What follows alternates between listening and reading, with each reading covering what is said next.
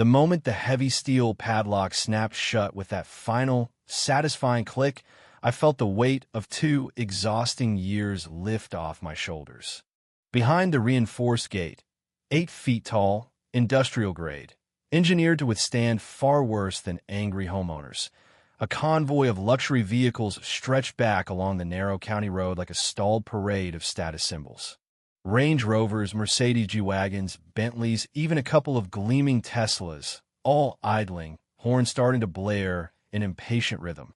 100 invited guests, dressed for what they believed would be the society event of the season, milled around in confusion, clutching champagne flutes and gift bags, staring at the barrier that had suddenly turned their dream lakeside engagement party into a very public nightmare. And at the center of the chaos stood Evelyn Hargrove herself, the undisputed ruler of Willow Creek Estates Homeowners Association. She had arrived in her signature pearl-white Escalade, leaped out in a cream silk dress that probably cost more than my monthly mortgage back in the city, and was now hammering on the gate with a crowbar she'd somehow produced from her trunk. Her perfectly highlighted hair had come loose in the struggle, strands sticking to her sweat-damp forehead. "I have rights," she shrieked, voice shrill enough to carry across the water. "This lake is community property. You cannot lock us out. Open this gate right now." I watched it all unfold from the shaded deck of my grandfather's old cedar cabin, coffee mug still warm in my hand, security camera feed streaming live to my phone.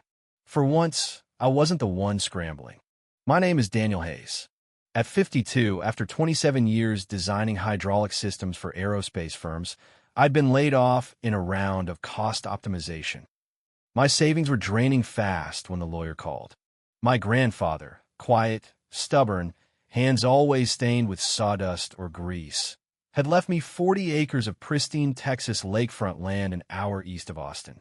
Spring-fed, ringed by live oaks that had stood since before the Civil War, a main house and guest cabin he'd built board by board starting in 1962.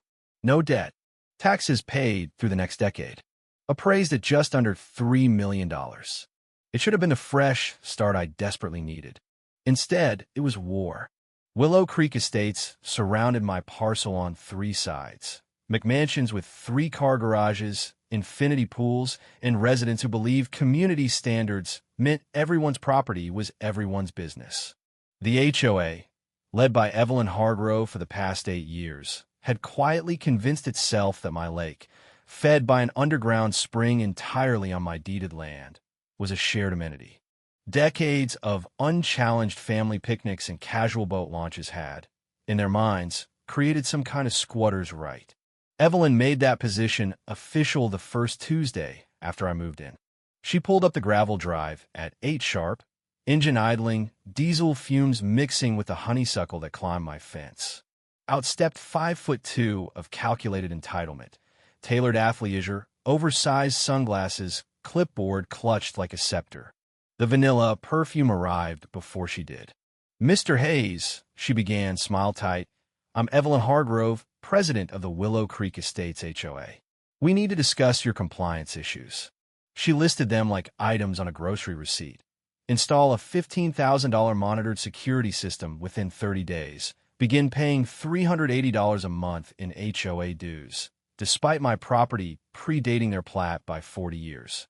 And, most critically, grant permanent pedestrian and vehicular access to the lake for neighborhood recreational use. I reminded her, calmly, that I was not a member of the association. My deed was older than most of their houses. She adjusted her sunglasses. Technically correct. However, long-standing usage patterns have established implied easements and prescriptive rights. The community has enjoyed this lake for generations. She produced a folder of photocopies. Some looked suspiciously like real legal documents, others like they'd been printed at Kinko's.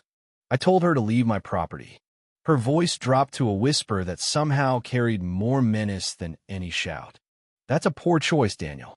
Neighborhoods like ours have ways of encouraging cooperation." She spun gravel leaving. That afternoon, Tom Whitaker, my 74-year-old neighbor across the cove, a retired high school history teacher with a quiet drawl and sharper eyes than most people realized, ambled over with 2 cold Dr. Peppers.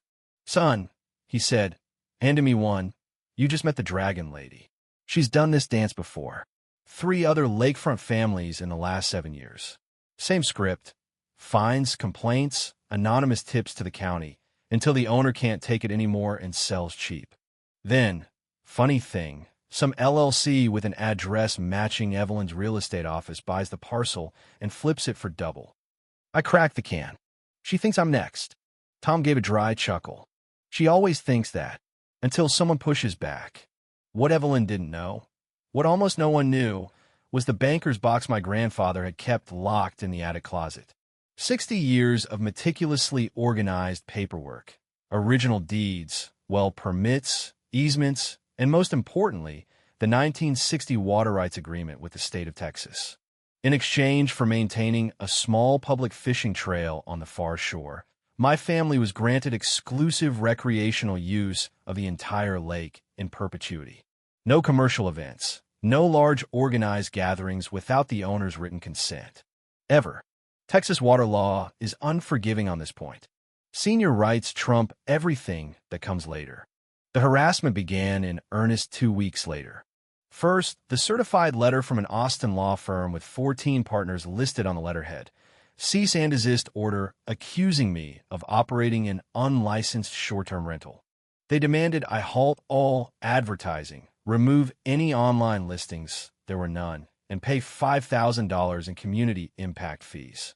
Next came Deputy Roy Hargrove, Evelyn's brother-in-law, rolling up at 6 a.m. for a welfare check after an anonymous complaint of suspicious activity. Flashlight sweeping my windows even though the sun was already up. Then another visit. Then another. "Possible narcotics activity," he said once, sniffing the air like he expected to smell marijuana instead of fresh-cut cedar. Then the EPA. Anonymous tip claiming renovation runoff was contaminating protected waters. Inspectors arrived unannounced, took samples of water so clear you could read a newspaper through it. Noise complaints during daylight construction hours. Building inspectors demanding proof that structures grandfathered since the Kennedy administration met current codes. Then the dock's sabotage. I woke to find railings cut clean through with bolt cutters, warning signs ripped down and floating in the water, support posts loosened so badly the whole thing swayed like a drunk. $3,000 in repairs, minimum. Roy showed up to take the report. "Kids these days," he muttered, not even pretending to photograph the damage. That was when I went shopping. 8 military-grade trail cameras, motion-triggered, infrared, 4K, cloud, upload. I placed them strategically around the perimeter. 3 nights later, at 11:52 p.m., my phone lit up with alerts. High-definition footage.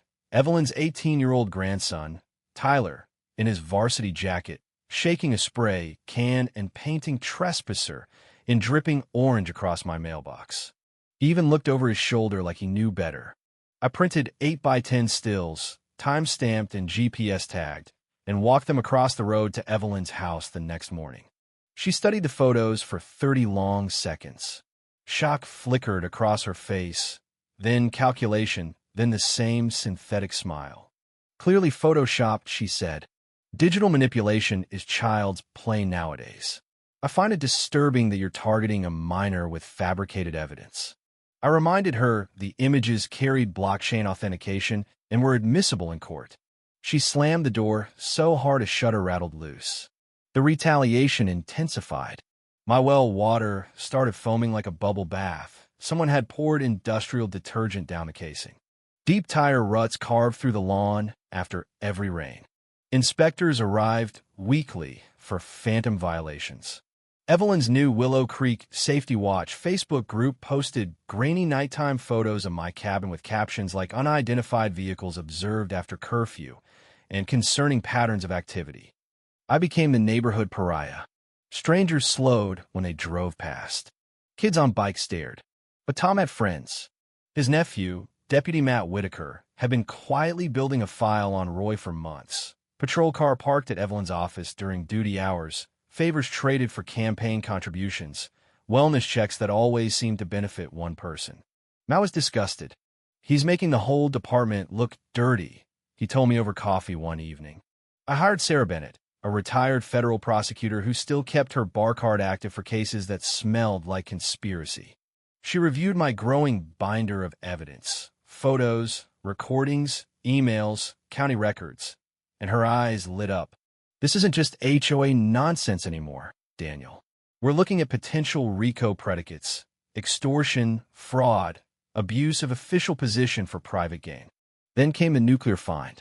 While scanning my grandfather's papers into digital files, I opened a yellowed manila envelope labeled simply water rights, permanent. Inside was the original 1960 contract, countersigned by the Texas Water Commission. Exclusive recreational use. Perpetual. No large gatherings without express written permission from the owner. Tucked behind it, the 1962 boundary survey. The plat showed, clear as day, that Willow Creek Estate's main entrance road crossed 200 linear feet of my land. No easement, no dedication, nothing recorded. For 15 years, every resident had been committing civil trespass, some days criminal trespass, just to get home. I could have padlocked their entire subdivision the next morning.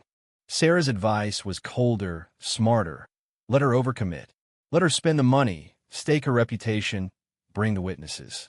Then we dropped the hammer in front of as many eyes as possible. Evelyn announced her daughter's engagement party 6 weeks later. Lakeside, 100-plus guests. Professional catering, white tents, string lights, live acoustic trio, photographer from Austin. She promoted it everywhere as proof of established community access. She was trying to manufacture adverse possession evidence in real time. I spent 3 weekends building the gate. Military spec steel frame. Chain drive mechanism from industrial suppliers. Power and data lines buried 6 feet deep in armored conduit. 8-foot deep concrete footings. Smartphone control with redundant cellular backup. Solar-charged batteries hidden in the tree line. If someone cut the main power, the system stayed live for 72 hours. If they tried to ram it, the post would hold against a 3/4-ton pickup. Tom watched me test the remote app one night under floodlights. "You're building a fortress, son." "More like a courtroom," I said. The night before the party, Evelyn and her boyfriend Vince, a gym rat personal trainer with arms like hams, approached the gate at 1:40 a.m. with bolt cutters and a sledgehammer. My cameras caught every swing, every curse, every instruction Evelyn barked from the driver's seat of her idling SUV. Additional felony counts: attempted destruction of private property, conspiracy. Saturday dawned clear, 78 degrees, not a cloud in the sky. Guests began arriving at 7 a.m. By 7:45, the line of cars was blocking the county road in both directions. Confusion turned to irritation, then anger. Evelyn arrived at 7:15, leaped out, and began attacking the gate with the crowbar again. It didn't move.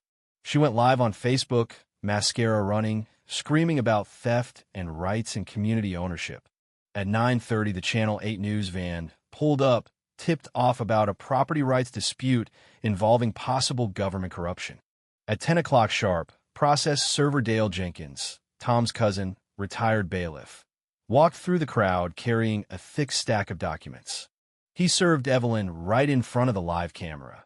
Harassment, civil conspiracy, fraud, federal corruption charges tied to Roy and County Commissioner Bradley Walsh, who'd been caught on official email coordinating the pressure campaign to force a below-market sale. I stepped out of the cabin carrying the original water rights contract and the 1962 survey, both in protective sleeves. For the microphones, I spoke clearly. "My name is Daniel Hayes. I own this property and this lake under deeds and rights dating to 1962. Ms. Hargrove has spent 2 years trying to take what isn't hers through intimidation, fraud, and abuse of public office. These documents prove exclusive use. They also prove that every resident of Willow Creek Estates has been trespassing across my land for 15 years just to reach their own driveways." County Clerk Betty Morrison arrived minutes later and confirmed on camera, "These are authentic recorded instruments. The water rights are senior and unbreakable. No implied easement exists." Neighbors began speaking up, quietly at first, then louder. Stories of bogus fines, threats, ruined credit from endless violations. One woman admitted Evelyn had pressured her elderly mother into selling her cottage for half its value. Deputies, not Roy, who'd been suspended the week before, arrived and placed Evelyn in handcuffs on live television. Vince was arrested moments later on the sabotage footage. The party disintegrated. Caterers demanded $12,000 in cash before they'd unload another tray. Flowers wilted in the heat. The bride-to-be sobbed in her fiancé's arms. Social media lit up with Willow Creek Karen trending regionally within hours. In the aftermath, Evelyn lost the HOA presidency within 48 hours. She served 6 months in county jail, followed by a 2-year federal sentence for conspiracy and fraud. Her real estate license was revoked. Legal fees and victim restitution bankrupted her. Her husband filed for divorce the week after sentencing. Their daughter cut contact entirely. Willow Creek Estates elected new leadership. Bylaws were rewritten for transparency and independent audits. We partnered with them on a lake conservation grant, $75,000 for water quality monitoring, fish habitat restoration, and public education programs. The fishing trail my grandfather had maintained stayed open, free, responsible, no parties, no drama. Property values in the area rose 20% once the toxic atmosphere cleared. I started consulting for other landowners facing similar HOA overreach. Same playbook. Document relentlessly, research the law, wait for the right moment, then act decisively. Evelyn now works part-time at a discount store in a neighboring county, lives in subsidized housing, and is barred from any HOA position in Texas for life. She tried one appeal. It failed. Additional perjury charges were added. The lake is quiet again. Families fish on weekends. Kids skip rocks. Morning mist still rises off the water like it did when my grandfather first walked the shore. Justice doesn't always come fast, but when it arrives, methodical, documented, and public, it tastes like cold well water on a hot day. Now I'd like to hear from you. Have you ever faced unfair treatment from someone who abused their authority? An HOA board, a neighbor with connections, a boss who played dirty, or even a family member who tried to bully their way into what wasn't theirs. Do you think people should fight back with everything they've got when they're cornered like that, even if it means public confrontation, lawsuits, and burned bridges? Or do you believe there's a point where walking away preserves more peace than winning at all costs? Where do you draw the line between standing up for justice and feeding a cycle of conflict? Share your own story if you're willing, or just your honest opinion. I read every comment, and conversations like this remind me we're not alone when power tries to take what's ours. Let's talk about it.